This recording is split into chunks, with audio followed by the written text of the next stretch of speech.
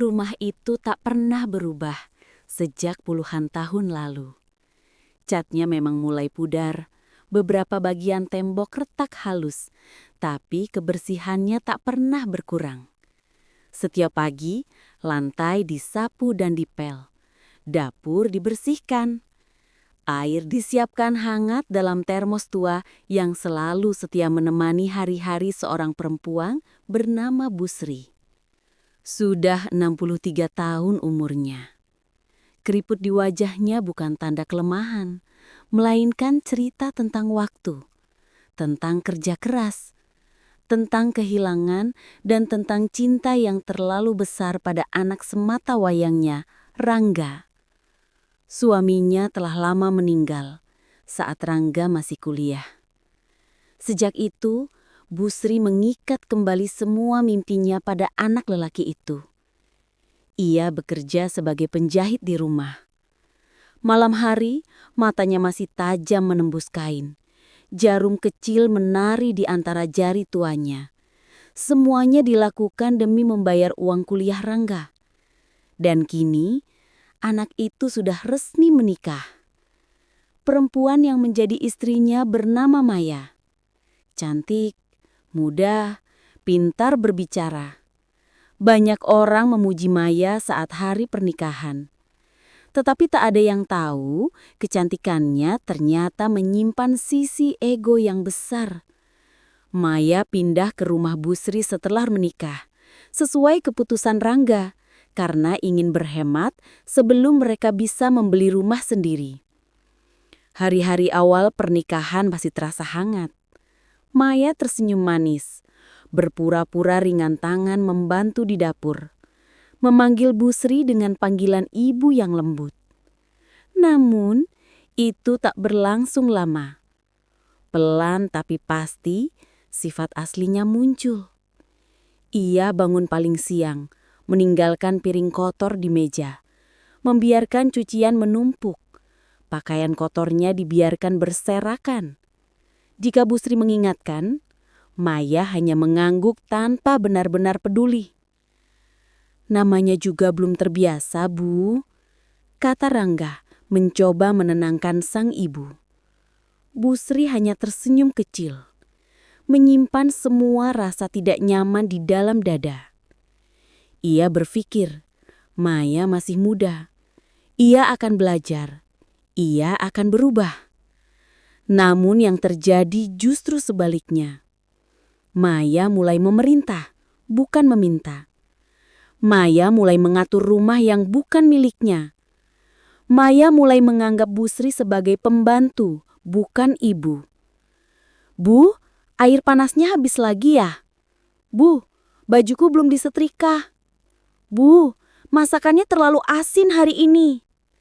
Semua itu keluar dari mulut Maya tanpa rasa bersalah sedikit pun. Setiap ucapan bagai pisau kecil yang menggores hati ibu tua itu. Namun Busri tetap diam.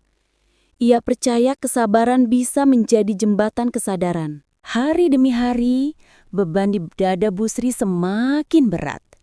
Ia tak hanya harus mengurus rumah, tapi juga menahan dingin sikap menantunya.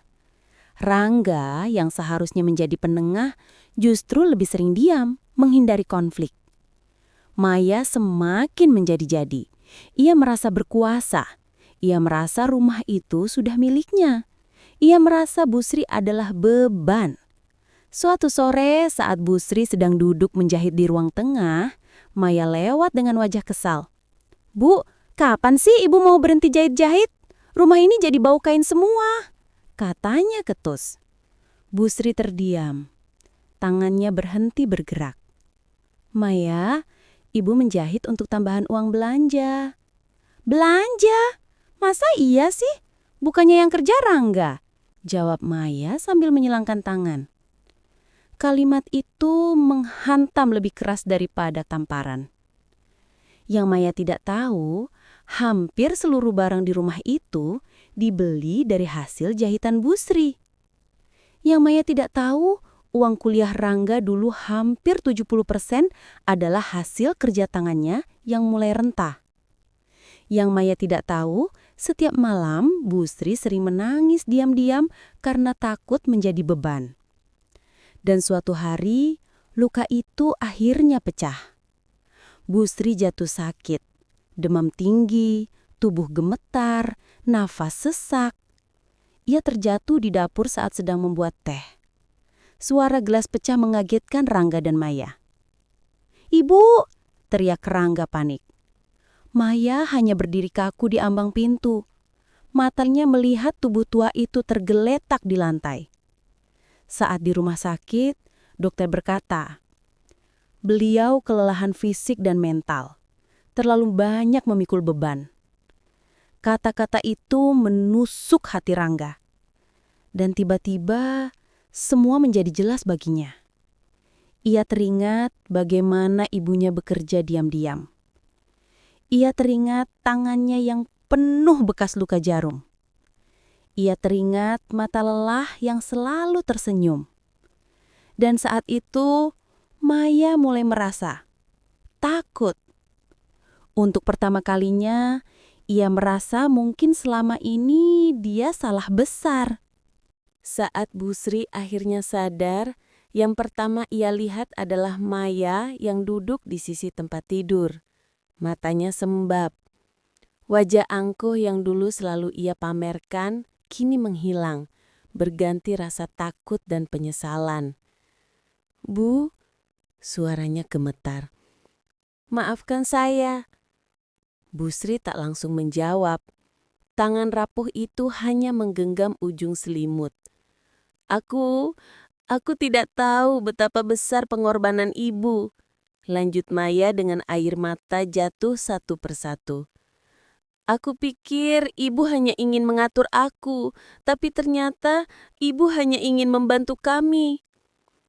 Rangga berdiri di belakang, tak bisa berkata-kata. Hening panjang menyelimuti ruangan itu. Lalu, perlahan Bu Sri menoleh dan berkata pelan, hampir berbisik. "Ibu tidak pernah minta dihargai, Nak. Ibu hanya ingin dihargai sebagai manusia." Kalimat itu menghancurkan dinding kesombongan Maya sepenuhnya. Sejak hari itu, semua berubah. Maya mulai bangun lebih pagi. Ia membersihkan rumah sendiri. Ia belajar memasak dari Bu Sri. Ia meminum semua cerita tentang masa lalu, tentang perjuangan, tentang cinta seorang ibu.